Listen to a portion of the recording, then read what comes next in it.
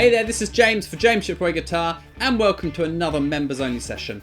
Now I've had a ton of requests, people saying, how can I build my playing speed? How can I play faster? You know, it's something I really struggle with. So in this video, I'm going to show you one of the very best exercises that I know for building playing speed. So stay tuned for that. But first of all, this isn't just about people that want to play really fast guitar. You can use this exercise to build your general fluency, your smoothness of your playing. And I find that when I work on this kind of stuff with my metronome, which is what we're going to do in a second, it improves my timing and my tone, all sorts of things. So it's really worth checking this out, even if you're not really into the kind of fast guitar players that are out there. Now, if you want to build your speed as a player, there's a lot of different approaches you can use. I'm going to show you one of my favorite exercises now, and I call it the play and rest approach.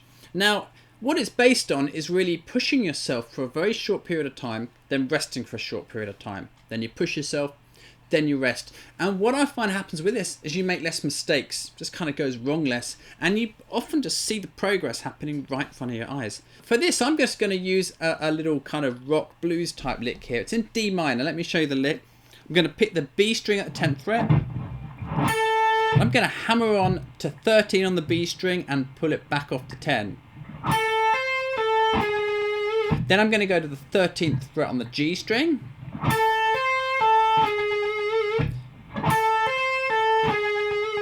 Then I'm going to play the B string at 10. Then onto the G string, I'm going to pull off 13, 12, 10. Notice I'm just using my first three fingers for this. Then I'm going to end on the D string at 12th fret.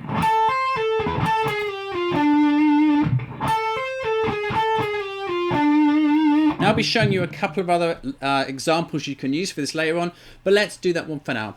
So step one is you find a cruising speed. That's a speed at which you can loop the lick round quite comfortably, but you still feel like you're pushing yourself a tiny bit. It doesn't want to feel totally, utterly easy. Let's say my cruising speed on my metronome is 100 beats per minute. Okay, so that sounds like this.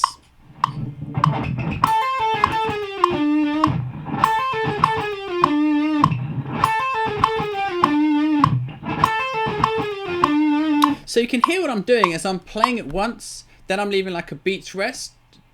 Yeah, a beat's rest. So I'm going 3, 4, 3. It's kind of 2 beats rest really, but you get the idea. There's a short gap in between. And the idea of this short gap is as we push ourselves more and more, it's kind of like recovery time. So we push ourselves, then we recover and we get ready to play it again. So over time, we can really push ourselves more and more without it all going wrong. So having found my cruising speed there, which I've said is 100 beats per minute, I can just gradually work my metronome up. So let's just say you push it up in like 5 beat increments. Okay, so I'm going to go up 2 notches on my metronome, which takes me to 108. So it's slightly more than 5, but 2 notches on your metronome at a time is good. Then I repeat the exercise like this.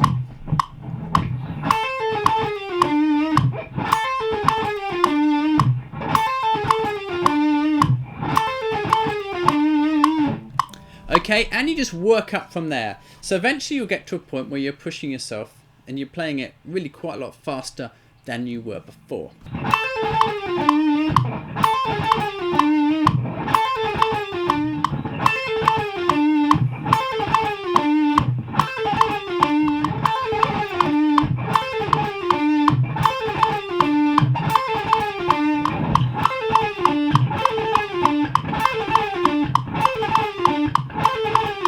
Now I can play that particular exercise to my metronome there, but it's only because I've done exercises like that with this process. You know, I couldn't always play it at 160 or 200 or whatever. I mean, I started at like 80 beats a minute and couldn't do that. Yeah, and worked up from there. And you'll find exactly the same. So what you've got to do is start at a comfortable speed, find your cruising speed, and work up from there, okay? And using this approach in a kind of disciplined and focused way, you will see the results, okay? You definitely will see results. And very soon, I mean, I'm talking within a week, sometimes less. Check your timing is solid and try and get your notes sounding, you know, clean and big, this kind of thing. We'll be looking at some other exercises to help you do that in the future. But, you know, give this one a shot with some problem licks in the meantime. I want to give you a couple of other typical sort of lick type fragments to try doing with this process. So the first one is just an A minor pentatonic blues type lick. So if you're a blues player and you want to boost your speed a little bit, this might be quite a good one to work on. I'm going to take the 7th fret on the G string. I'm going to bend it up 2 frets. Then I'm going to play 5 on the B string, 5 on the top E string, 5 on the B string, and bend at 8 up to 10 on the B string.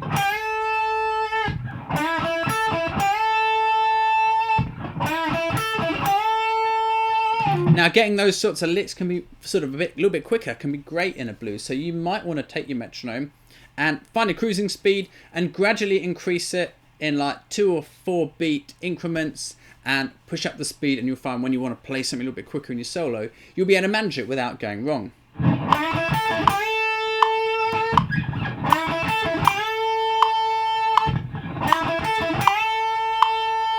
The next example is a bit more of a rock or metal type phrase. It's similar to the kind of thing Zakk Wylde might play. Let me show it to you. It's an E minor pentatonic and it's using alternate picking, so a little bit harder to get up to speed than just using left hand. At least that's what I find.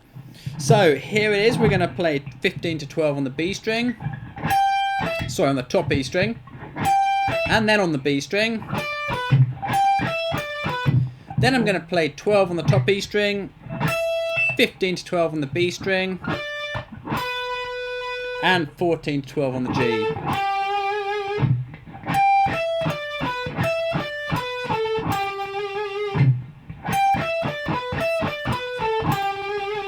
So you can take something like that through this process and it will work your picking and help you build up your fluency and your speed on licks like that.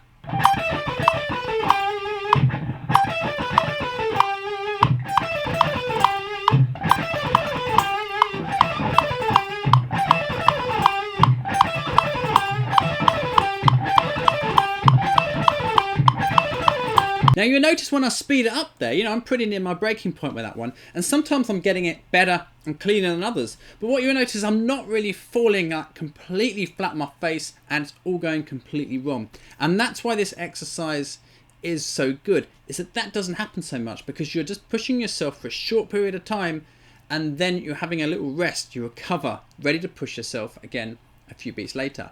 I'm also practicing a very short little lick. Now if I was practicing a great long lick which was testing me in that way, take my word, it would come undone a few beats later, okay? But we avoid reaching that point. So we're sort of working and refining our technique for a very short period of time. And then you can gradually take this exercise or other exercises and practice using longer licks so that you're able to sustain this for sort of longer phrases in your solos. A few things to think about when working on building our speed. We look at players like John Petrucci or Steve Morse or Steve Vai, whoever your favourite player is, and we think, they were born doing that because we just see how good they are now and how much further on they are from us. They're so much more fluent and so much quicker and all this kind of stuff. But, they start from zero as well. They've just worked up there. So always remind yourself, whatever point you're at, players like that were there at one point too. But they've worked at it, and they've worked at it in a focused, consistent way. And if you do that with exercises like this and other exercises which I'll be sharing with you in the future, or you may learn from other people, you'll see results as well, just like they did. So it's always good to remember that, because sometimes it can be a bit disheartening when we look at how good some players are compared to us. But consistent focused practice is the key. And of course, it takes a little bit of time for these exercises to really work their magic and really pay off. So you've got to be quite patient as well. So anyway, I hope all you guys and girls who emailed me asking for tips on how to build your playing speed, I really hope you found this useful. Give it a shot and let me know how you get on. I really reckon that you're going to find this exercise is a really good one. Thanks a lot for watching. I'll see you next time. So take care and bye for now.